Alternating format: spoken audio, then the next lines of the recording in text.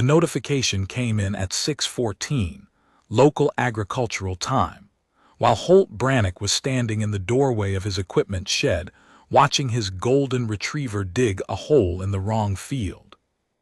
The dog's name was Josie. She was 14 years old, gray across the muzzle, thick through the chest, slow in the hips, and she had been digging holes in the wrong field since the morning Holt carried her off the colony transport as an 8-week-old pup with ears too big for her head and paws too wide for her legs. 14 years of wrong holes.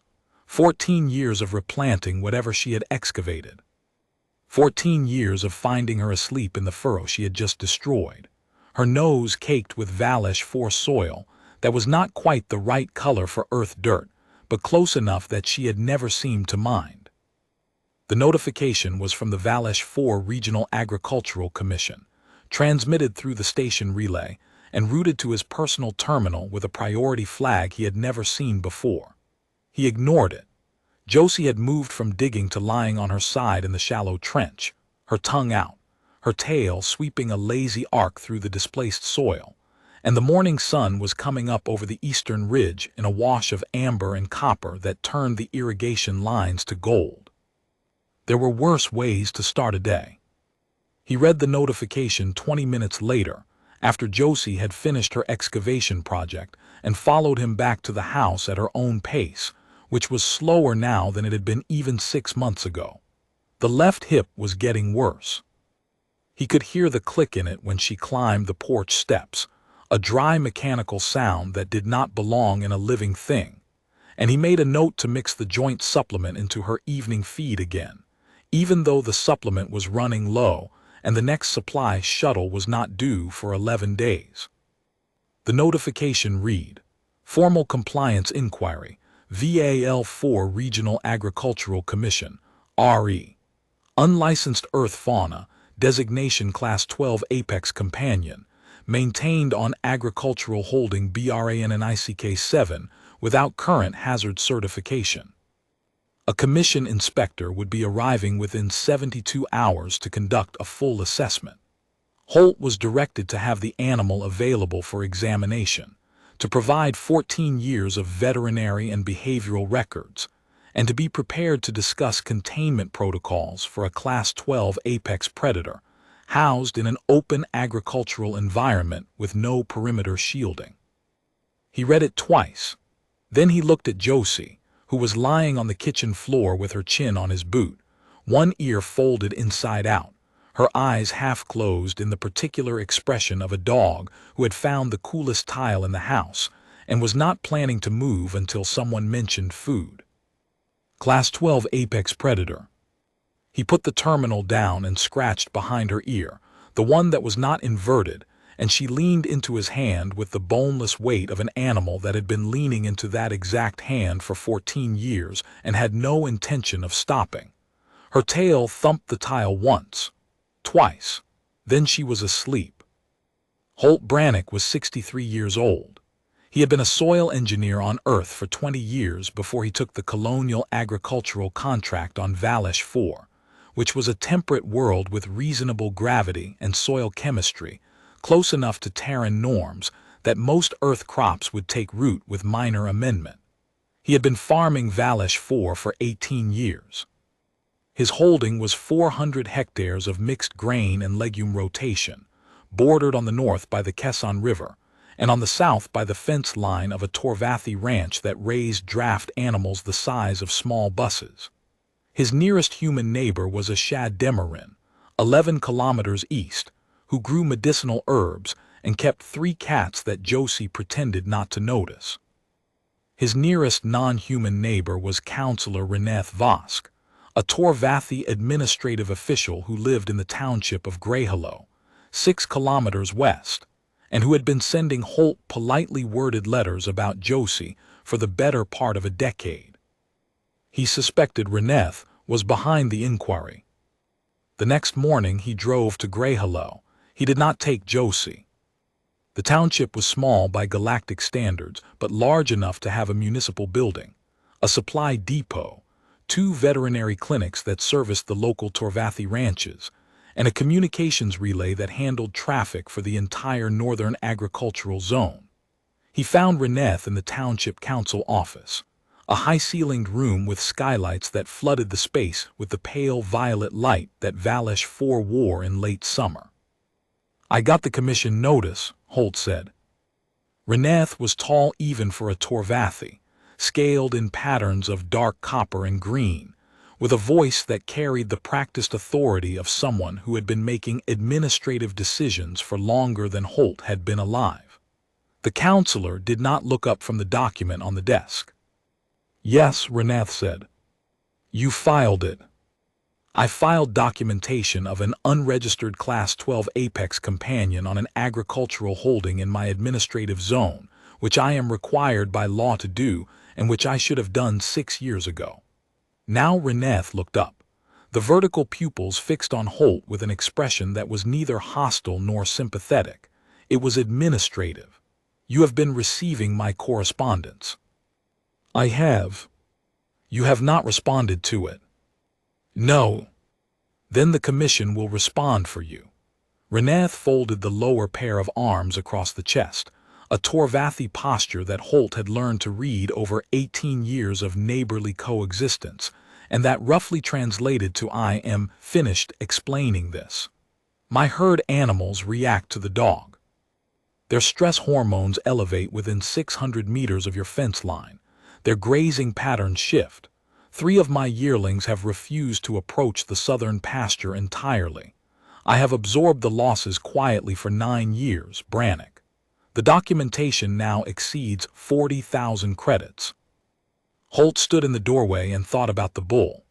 The big one, the breeding bull, 3,000 kilograms of armored herbivore that came to the fence every afternoon and pressed its muzzle through the gap between the wires and touched noses with a 14-year-old golden retriever. 9 years of that. 9 years of the bull walking past the yearlings that would not go near the fence, and going straight to the wire and standing there, until Josie came out and lay down in the grass on her side. He did not mention the bull. He suspected Reneth already knew about the bull. He suspected the bull was the part of the problem that the paperwork could not contain. "She's a dog, Reneth. She is a Class 12 organism that outclasses every native predator on this continent. The classification was established 11 years ago by the Interstellar Fauna Regulatory Framework. You were notified." "I got the letter." "And you made a decision." Reneth's voice did not change. "Now the commission will evaluate that decision. I suggest you have your records in order." Holt drove home. Josie was on the porch, waiting. She had not moved from the spot where he had left her 2 hours earlier, except to shift the angle of her body to follow the sunlight as it moved across the boards.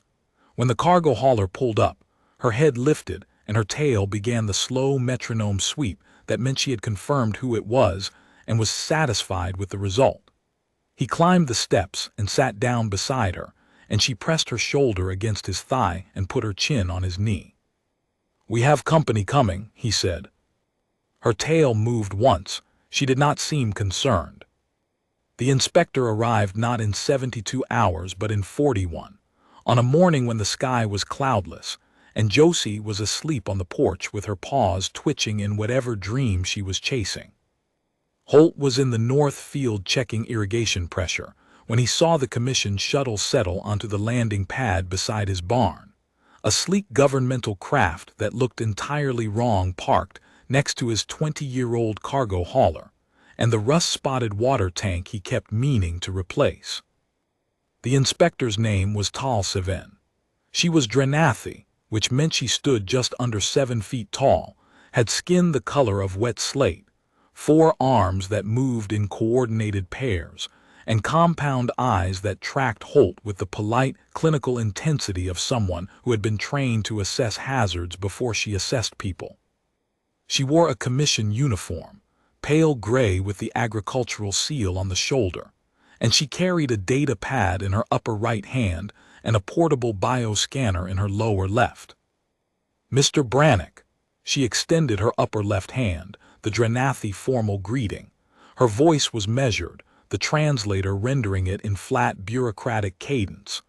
I am Senior Inspector Brannick-7, assigned to your compliance review. I understand you maintain an unlicensed Terran organism on this holding. I have a dog, Holt said. A golden retriever, 7 said, reading from the pad.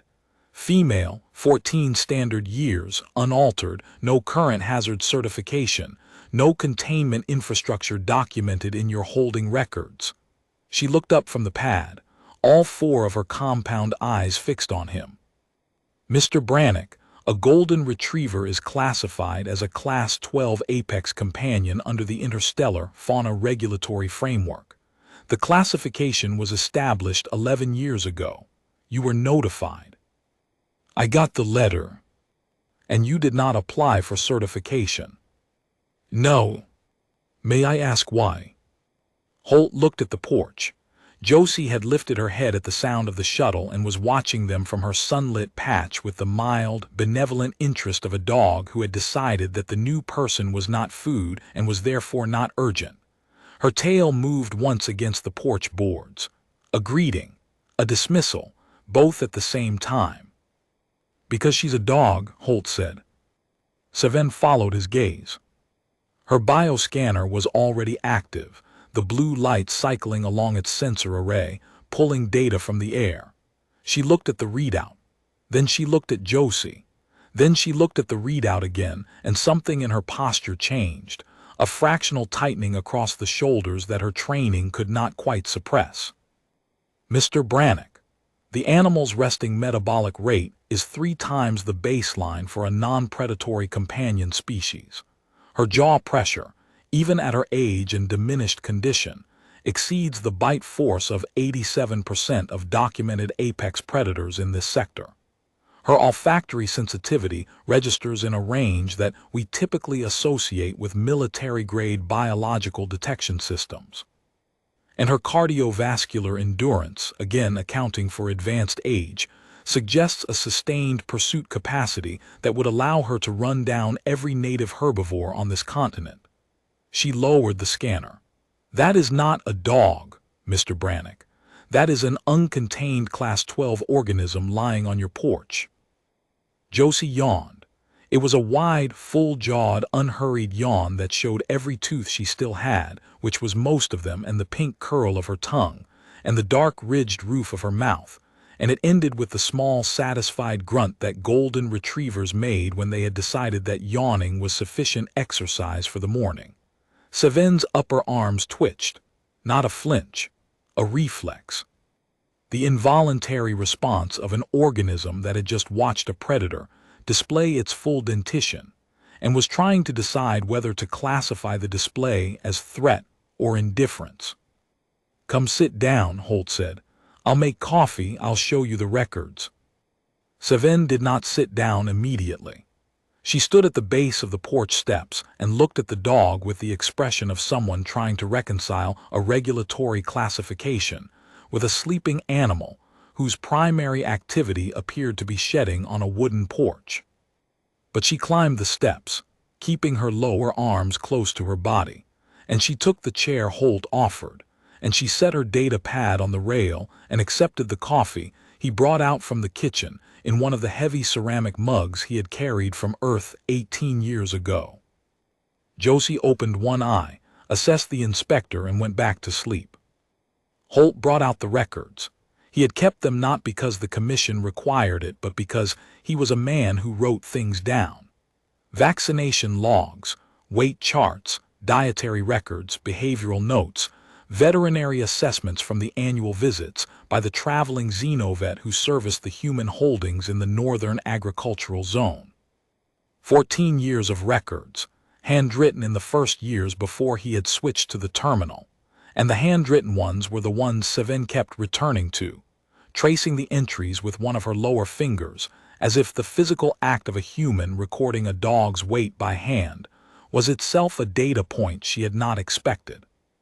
She has never bitten anyone, Holt said. The classification is not based on behavioral history. It is based on physiological capability. She's capable of a lot of things. She's capable of digging up my north field every morning. She's capable of stealing bread off the counter when I turn my back. Last winter she was capable of dragging a 40-kilogram sack of seed grain off the cargo hauler and across the yard because she wanted to sleep on it. He paused. She's never bitten anyone. Seven made a note on her pad. I'm required to conduct a physical assessment, a behavioral observation period of no less than 48 hours, and a perimeter survey of the holding to evaluate containment adequacy. She looked at him over the rim of the coffee mug. I should inform you, Mr. Brannick, that noncompliance findings in cases involving Class 12 organisms typically result in mandatory relocation of the animal to a certified containment facility. The air on the porch changed, not visibly, not audibly, but Seven's compound eyes shifted, and she registered what the change looked like from where Holt was sitting, which was nowhere at all, because nothing in his face or his body moved. He was the same man he had been 30 seconds before. But the temperature had dropped. Something behind his expression had recalibrated, and the calm, weathered farmer who had offered her coffee and handwritten veterinary records was still there. But behind him, behind the lined face and the work-roughened hands and the quiet voice, something else was present. Something that had been on this deathworld planet for 18 years and on the original deathworld for 45 before that, and it was not afraid of a compliance form. She stays here, he said. His voice had not changed. That was the part that registered. Seven set down the mug. I have not made a finding yet, Mr. Brannick. I am here to observe and document. The assessment is the assessment. I follow the process. He nodded. The temperature returned to normal, or it seemed to. Josie's tail thumped once against his leg. The 48-hour observation began that afternoon. Seven set up a small monitoring station in the barn, motion sensors, biometric trackers, environmental samplers, a passive thermal array that would log Josie's movements across the holding in real time. She calibrated each device with the methodical precision of someone who had done this work on dozens of worlds and understood that the equipment only measured what you pointed it at, and that what you pointed it at was a decision, not a default. She watched Josie follow Holt to the north field. The dog walked beside him at his pace, not hers, slowing when he slowed, stopping when he stopped, sitting in the shade of the irrigation controller while he checked the moisture probes. When he moved to the next section, Josie moved. When he knelt to pull a weed from the furrow edge, Josie lay down beside him and put her chin on his boot. The bioscanner recorded elevated heart rate. The dog's heart rate rose by 12% whenever Holt's hand was within reaching distance and dropped again when he moved away. A physiological bonding response that Seven's training told her was consistent with imprinting, but whose depth and duration, 14 years of sustained co-regulation, exceeded anything in the Dranathy behavioral database. She noted it. Then she noted that she had noted it because the surprise itself was data. She watched Josie eat. The dog ate from a dented aluminum bowl on the kitchen floor, a measured portion of nutrient kibble supplemented with cooked grain and a joint compound that Holt mixed by hand, and she ate slowly, methodically, with the unhurried precision of an animal that had never had to compete for a meal and therefore saw no reason to rush one. Seven recorded the jaw mechanics. Even at 14, even eating kibble, the musculature was visible beneath the graying fur. The masseter engagement, the controlled lateral movement, the resting bite architecture. A machine designed for work that it had never been asked to perform. A machine that had spent 14 years declining to perform it. She watched Josie interact with the Torvathi draft animals across the fence line. This was the observation that broke the report open. The Torvathi ranch bordered the southern edge of Holt's holding, and the draft animals, massive six-legged herbivores with armored hide and a herd instinct that made them spook at anything unfamiliar, grazed along the fence line in the late afternoon. The yearlings stayed back, clustered in the middle of the pasture, their stressed postures visible even from a distance, but the bull did not. The breeding bull, 3,000 kilograms of armored herbivore, walked to the fence as it apparently did every day and stood there. Josie walked to the fence on her side, slowly, the click in her hip marking each step. She lay down in the grass, and the bull lowered its armored head, and it pressed its muzzle through the gap between the fence wires. Josie lifted her nose and touched it. 7's scanner registered the bull's stress hormones. They were elevated. The animal's cortisol was running at twice resting baseline. Its adrenal response was active. Every chemical signal in its body was telling it that a predator was lying 3 feet away, a predator whose scent profile matched something that every herbivore on every world recognized at the cellular level. The bull knew what it was looking at. Its biology knew. It came to the fence anyway. "What is she doing?" 7 said. Her voice was flat, but underneath the flatness was something that her professional vocabulary did not have a word for. Not confusion, classification failure. "Being neighborly," Holt said. "Every afternoon, 9 years." 7 lowered the scanner. She watched the bull's muzzle touch the dog's nose. She watched Josie's tail sweep once through the grass.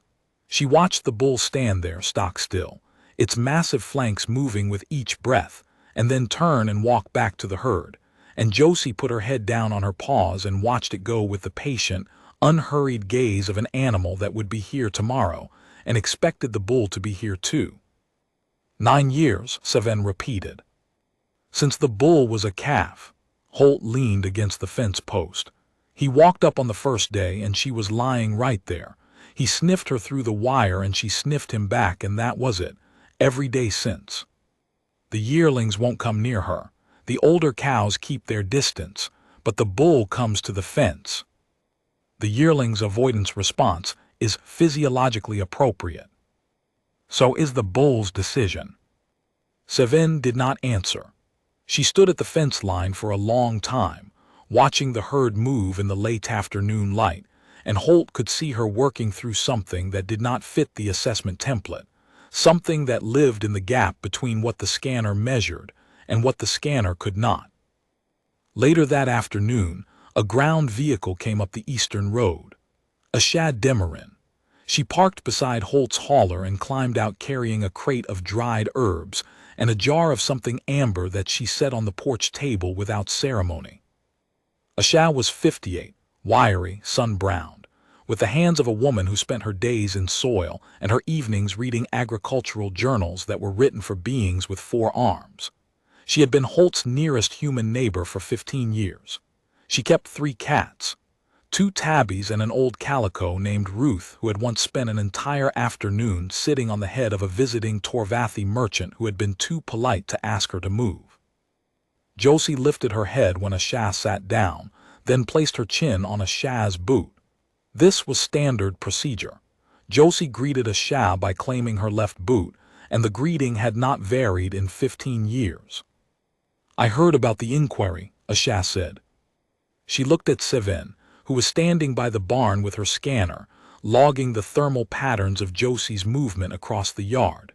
"She measuring the dog." "She's assessing the apex predator," Holt said.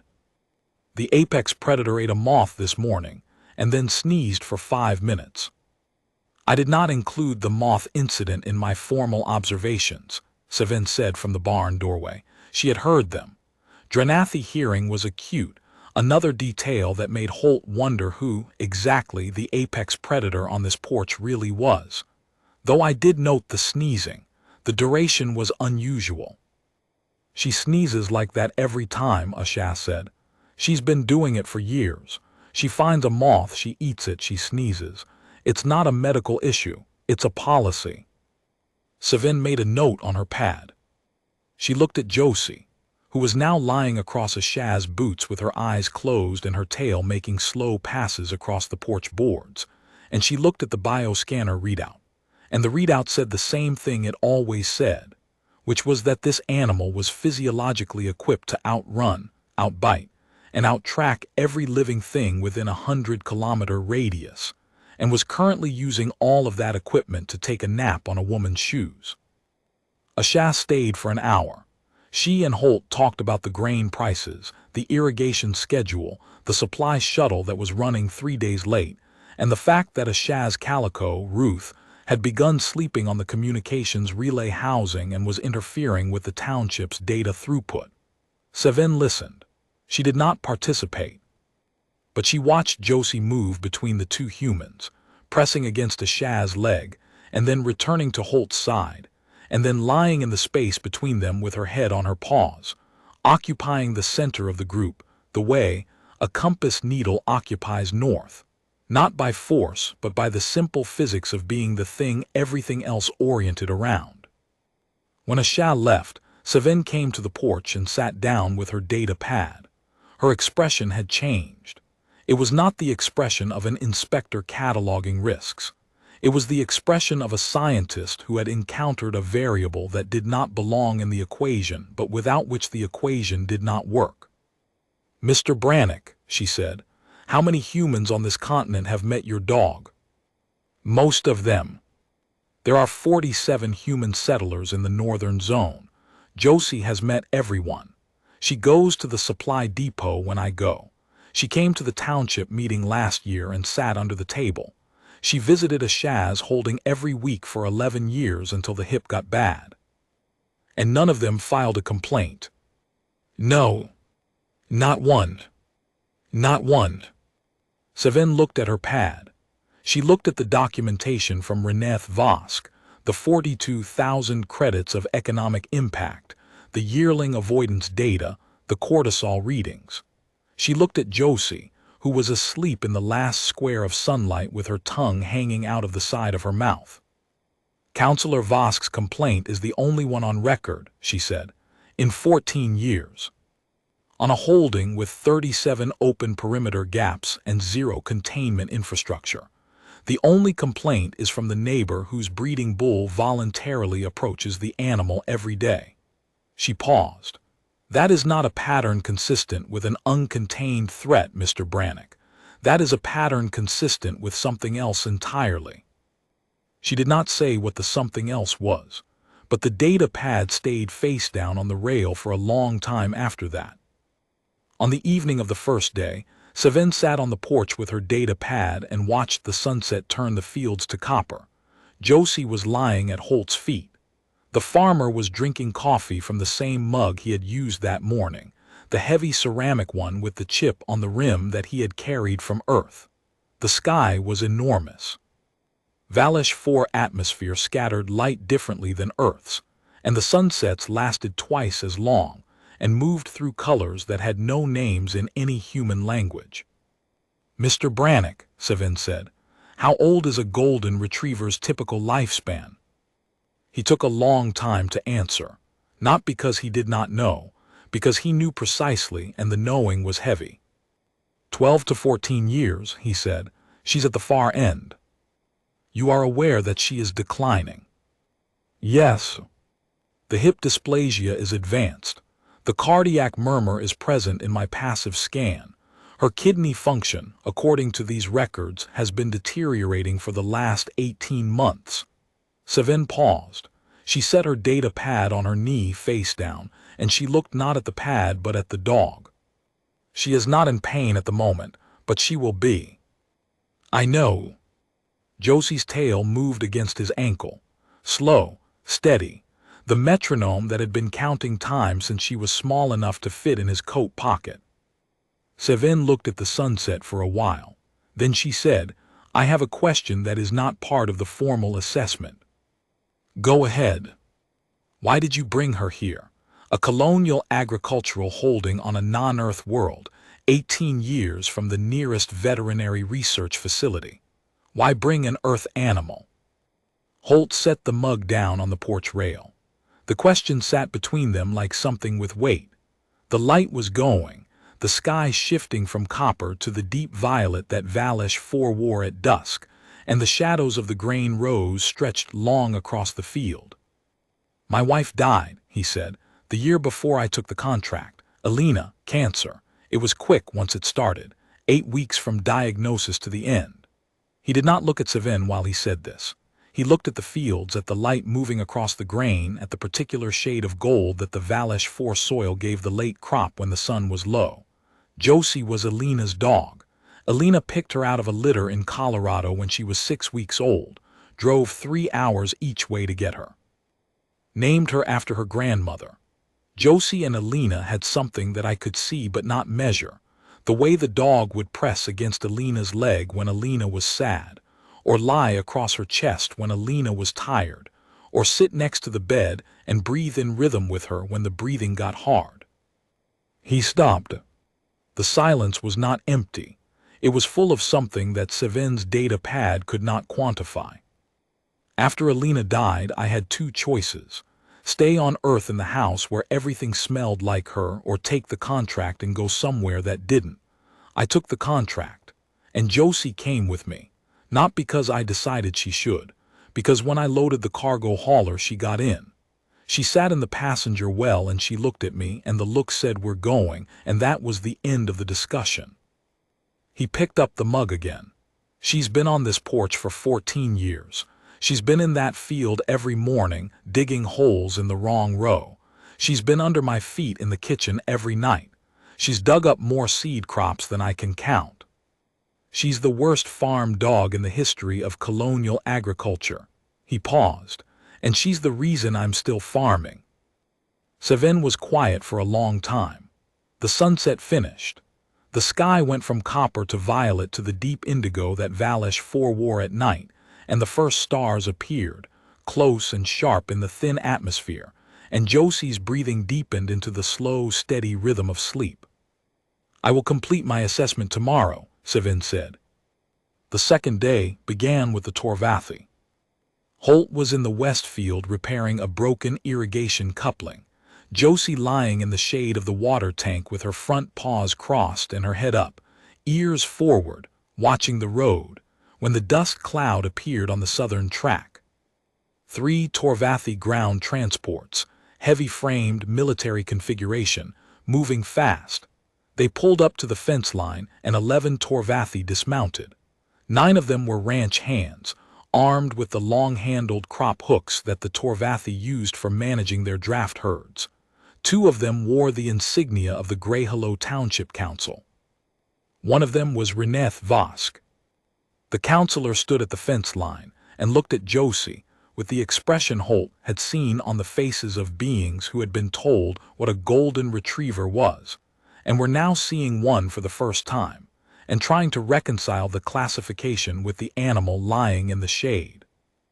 "Mr. Brannick," Reneth said. The translator rendered the voice cool and formal.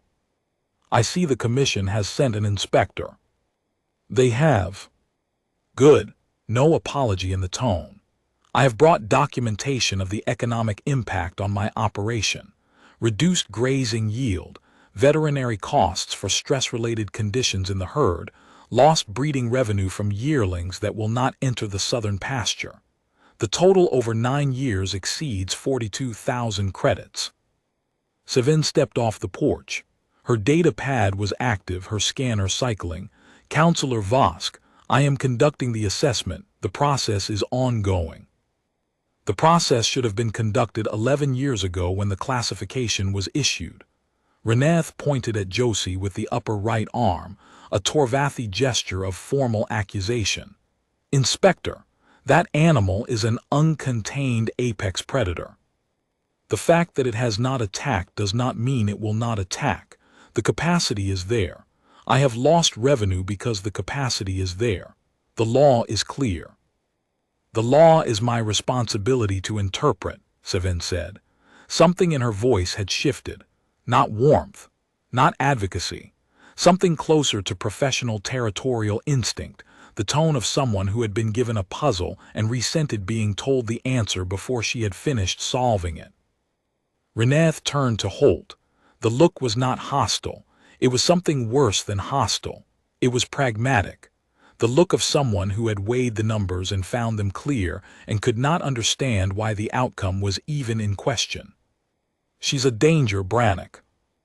Josie chose that moment to roll onto her back in the shade of the water tank, all 4 paws in the air, her tongue hanging sideways out of her mouth, her tail dragging in the dust, her body arranged in the particular posture of a dog that had achieved maximum comfort and was advertising it to the world. Her belly was exposed. Her throat was exposed. Every vulnerable surface she possessed was pointed at the sky, with the total, performative trust of an animal that had never had a reason to guard itself, and was not interested in starting. Holt looked at the counselor. He did not say anything. He did not have to. Reneth looked at the dog on her back in the dirt. Then at the 9 ranch hands behind him, who were also looking at the dog on her back in the dirt, and whose crop hooks were hanging at their sides in the particular way that suggested the weapons had been forgotten. One of the younger ranch hands had tilted his head in the involuntary gesture of a being encountering something it had no framework for. An apex predator, belly up, tongue out, tail wagging in the dust. "This changes nothing," Renath said, but the counselor's voice had lost the administrative edge. The vertical pupils kept returning to the dog, and what they saw there was not a threat display, but its opposite. And the opposite of a threat display from a Class 12 organism was, as Seven was beginning to understand, a data point that the interstellar fauna regulatory framework had no category for. The Torvathi left. Seven accepted their documentation and stood at the fence line for a long time after the transports disappeared down the road, her scanner pointed at the southern pasture, reading the residual stress markers the herd animals had left in the soil and air. "The counselor's data is accurate," she said. "The herd animals do react. Their cortisol levels are measurably elevated within the proximity range documented." "I know," Holt said. "The bull still comes to the fence." That is the part I cannot explain." "You don't have to explain it. You just have to decide whether it matters." Savin spent the rest of the second day conducting the perimeter survey. She walked the full boundary of the holding with her scanner and her data pad, logging every access point, every gap in the wire, every place where an animal the size of a golden retriever could pass through or under or around the fence line. There were 37 such gaps. Josie could have left the holding at any point in 14 years. She never had. The thermal tracking logs from the barn equipment confirmed it. 14 years of GPS data and the dog's movement pattern described the same shape every day. House to north field to porch, porch to south fence for the afternoon greeting, south fence back to porch, porch to kitchen, kitchen to the tile beside Holt's bed. The same circle, every day, for 14 years. Savin stood in the barn looking at the thermal map on her display. The track lines were layered so thick that they formed a solid band, the same route walked so many times that the individual traces had merged into a single groove. "Mr. Brannick," she said, "in my career I have assessed 43 Class 12 organisms across 11 worlds. Every one of them required active containment. Barriers, inhibitors, handler protocols, perimeter fields. Without active containment, the organism will expand its territory to its physiological maximum. That is the foundational assumption of the framework." She looked at the map, the golden band of 14 years. "Your animal's territory has been the same 400 meters for 14 years, not because of a barrier, because of a choice." Holt did not answer. He was watching Josie, who had followed them into the barn and was lying on the cool concrete floor with her nose resting on a coil of irrigation hose, her eyes tracking a dust mote that drifted through the beam of light from the barn door. Savin conducted one more test that afternoon. A standard threat response evaluation, which was required by the assessment protocol and which she had delayed until the second day because, she told Holt, she wanted a behavioral baseline before introducing a stimulus. The test was simple. She placed a small acoustic device on the ground 20 meters from the dog and activated it. The device produced a sound in the low-frequency range that most predators associated with a territorial challenge, a deep thrumming pulse that would trigger either flight posture, or a redirected aggression response in any Class 12 organism that heard it. Josie lifted her head, her ears came forward. Her eyes tracked the device with the focused attention that golden retrievers gave to anything that might be food, might be a toy, or might be something that required investigation. She stood up, which took her 2 attempts because of the hip, and she walked to the device and sniffed it. Then she picked it up in her mouth and carried it back to the porch and set it down at Holt's feet. It was still thrumming. The territorial challenge was still playing. Josie lay down beside it with her chin on her paws and her tail moving in the slow, contented sweep of a dog that had retrieved a thing and expected to be told she was good for doing so. 7 stood in the yard with her scanner in one hand and her data pad in the other, and her 4 arms completely still for the first time since Holt had met her. "That is not a standard response," she said. "She thinks it's a toy," Holt said. "It is broadcasting a signal that has triggered aggression responses in 38 of the 43 Class 12 organisms I have assessed. She thinks it's a toy." 7 looked at the dog lying beside the thrumming device with her tail wagging, and she made a note on her pad, and the note, Holt suspected, was not about threat response at all. It was about the distance between capability and intent, which was the distance that golden retrievers had been crossing for 10,000 years, the distance between what they could do and what they chose to do, which was fetch things and bring them back and lie down and wait to be told they were good. On the evening of the second day, the inspector sat on the porch with her data pad face down on the rail, a gesture Holt had never seen an inspector make. The sunset was long and gold. Josie was at his feet. The coffee was growing cold. "Mr. Brannick, my assessment is complete." "All right. Your golden retriever is, by every physiological metric, a Class 12 apex companion. Her capabilities exceed the threshold on 9 of the 12 assessment criteria. She is uncontained on an open agricultural holding. She has no current hazard certification. She has been in non-compliance for 11 years. 7 paused. The compound eyes looked not at the pad but at the dog. She is also the gentlest organism I have assessed in 17 years of field work. She picked up the pad. "My recommendation to the Commission will be as follows. I will recommend that the current classification framework be amended to include a subcategory for long-term bonded companion animals maintained in agricultural settings, where the organism has demonstrated sustained non-aggressive cohabitation with both the handler and the local fauna over a period exceeding 10 standard years. I will recommend that Mr. Holt Brannick be granted retroactive certification under this subcategory, with no requirement for relocation or containment infrastructure, contingent on continued annual veterinary reporting." She set the pad down again. "I will also recommend that the Interstellar Fauna Regulatory Framework's definition of containment be expanded to include the term voluntary behavioral restraint demonstrated through sustained documented coexistence, because what I have observed on this holding is not an uncontained predator. It is an animal that has chosen, for 14 years, not to be what it is capable of being, and the data supports that choice." Holt sat still for a long time. Josie's tail moved against his ankle, slow, steady, counting. "Thank you," he said. "The recommendation must still be approved by the Commission, 4 to 6 weeks.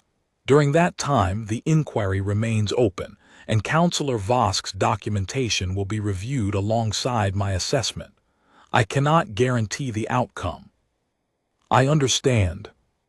I should also note for the record that in my 48 hours of observation, the animal's most aggressive behavior was stealing a piece of bread from the kitchen counter while your back was turned. A pause. "I have logged it as an incident. Severity, negligible." Holt almost smiled. Not quite. The muscles moved and the lines around his eyes deepened, but it stopped short of the expression itself. Josie stood up. It took her longer than it used to. The left hip clicked and she adjusted her weight and she walked the 3 steps from Holt's side to Sevin's chair, and she stood there with her gray muzzle level with the inspector's knee and looked up at her with the brown eyes that had seen 2 worlds and found both of them acceptable. Sevin looked down.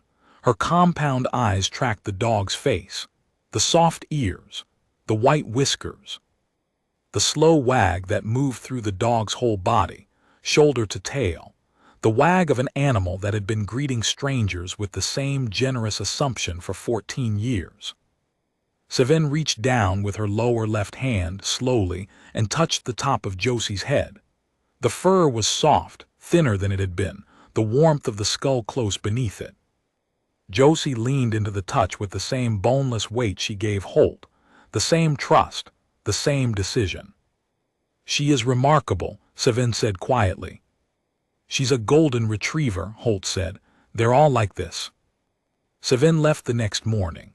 Her shuttle lifted off the pad at 7:30, banking south over the fields. Josie watched it go from the porch with her head on her paws and her tail still.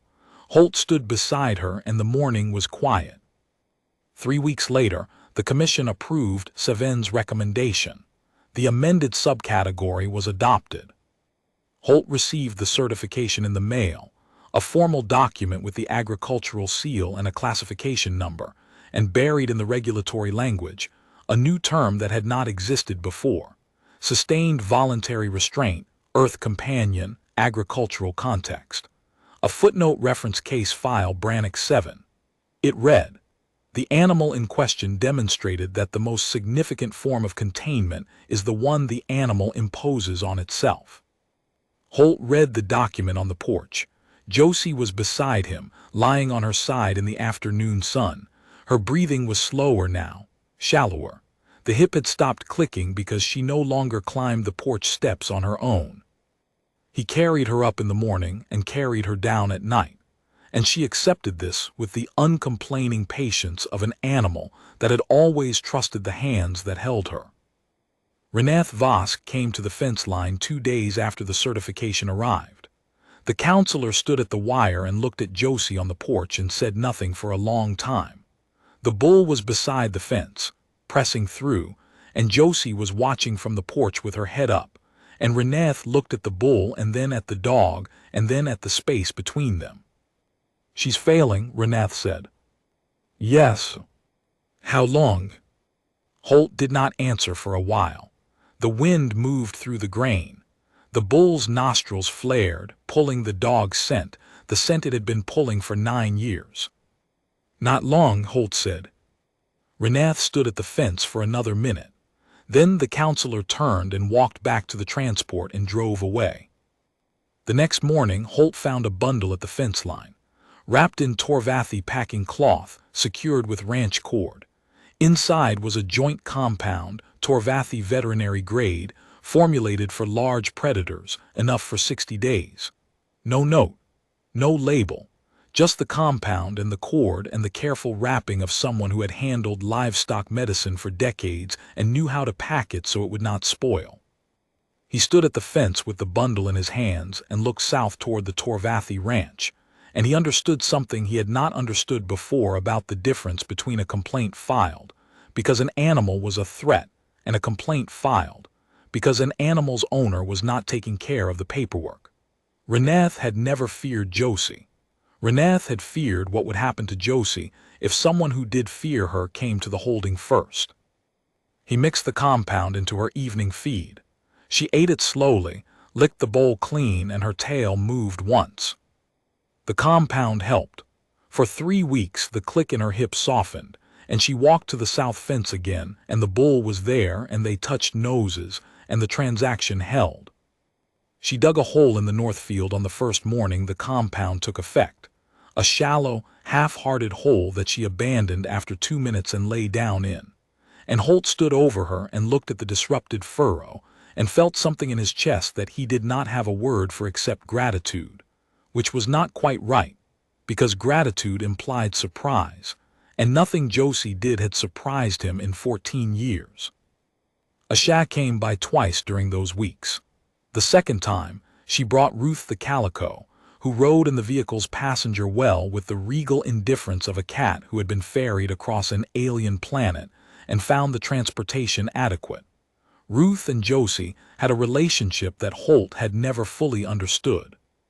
The cat would approach the dog and touch her nose to the dog's ear, and Josie would close her eyes and breathe, and the cat would sit beside her and groom, and the two Earth predators would occupy the same patch of porch in the same sunlight on a planet 18 light-years from the world that had made both of them. And the silence between them was the silence of animals that recognized each other at a level that had nothing to do with species and everything to do with origin. 7's compound ran out after 21 days. The click returned louder. The days shortened. Valish 4 axial tilt brought autumn earlier than Earth's, and the light changed from gold to amber to the pale gray that preceded the rainy season. Josie slept more and walked less.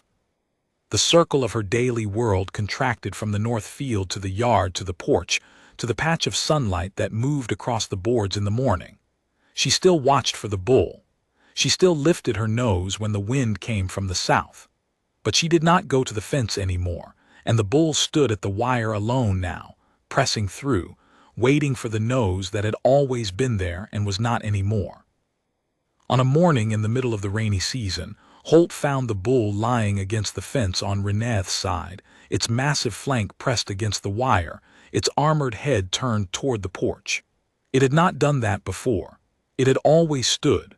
Now it lay. Holt watched it from the porch with Josie in his arms, and he understood what the bull was doing. The bull was matching her. She could not come to the fence, so the bull had brought the vigil to her side of the wire, and it lay there for 3 hours. And when it finally stood and walked back to the herd, it walked slowly, the way Josie walked, as if it had learned a different pace from a different animal and was honoring it. 7 sent a message. Brief, official in format, personal in content. She had been reassigned to a different sector. She wanted Holt to know that the Brannick-7 case file had been cited in 3 subsequent regulatory reviews, and that the sustained voluntary restraint classification had been adopted as a standing subcategory in the fauna framework. She wanted him to know that the word she had used most often in her internal notes, the word that appeared 47 times across her 11 data files, was gentle. Holt read the message on the porch. Josie was in his lap, not beside him. In his lap, which she had not been since she was a puppy because she was too big and too heavy, but she was there now, her chin on his knee, her eyes half closed, her body curled against his with the weight of 14 years and 2 worlds and 1 person who had never left. He held her. The morning she died was a morning like any other. The sun came up over the eastern ridge in amber and copper. The grain moved in the wind. The irrigation lines hummed. The bull was at the fence, pressing through, and Holt was on the porch with Josie in his arms, and her breathing slowed. And then it slowed again. And then it was the breathing of the field and the wind and the planet turning beneath them. And her tail moved once, the last slow sweep, and she was still. He sat on the porch for a long time after. He did not move. The sun crossed the boards and the shadows shortened, and the morning went on the way mornings do, without consulting anyone. And Josie was warm in his arms the way she had always been warm, and the mug on the rail grew cold, and somewhere in the south field the bull stood at the fence with its muzzle through the wire, waiting for the nose that would not come. He buried her in the north field, in the spot where she had dug her holes every morning for 14 years, the spot where the soil was always loose because she had turned it so many times that it never fully settled. He dug the grave by hand. It took most of the afternoon. When he was done, he wrapped her in the blanket she had slept on, the old wool one that smelled like both of them, and he set her down in the earth she had always preferred to his flower beds, and he filled the grave and he stood over it while the sun set and the sky went violet and the stars came out. He went inside. The kitchen was quiet, the bowl was on the floor, the lead was on the hook. The tile where she had slept was empty, and the house was the same house it had always been, and everything in it was where it had always been, and the only thing missing was the sound of her breathing and the click of her claws and the slow sweep of her tail on the floor, and those were the only things that had ever mattered. He sat at the table. He picked up the terminal. He opened a new file addressed to the Valish 4 Regional Agricultural Commission, and he typed, "Final Pastoral Report holding Brannick-7. The Earth companion animal designated under sustained voluntary restraint classification, golden retriever, female, 14 standard years, has died of natural causes. The holding is now clear of Class 12 fauna. No incidents recorded across 14 years of residency." The containment was never the fence. It was never the certification. It was her, "Please close the file." He saved it, he sent it, he set the terminal down. Then he went out to the porch, and he sat in the chair, and he held the cold mug in his hands, and the fields were dark and the stars were out and the bull was still at the fence, and the night was very quiet, and he sat there until the morning came again. When the morning came, there was another bundle at the fence line, Torvathi packing cloth, ranch cord, no note. Inside was a small clay vessel, the kind the Torvathi used for their most formal occasions, glazed in the copper and green pattern of Reneath's family line. It was empty, but on the lid, pressed into the wet clay before it was fired, was a single paw print, the right size, the right shape, the 5-toed impression of a dog that had touched noses with a bull through a fence for 9 years, and whose neighbor had remembered.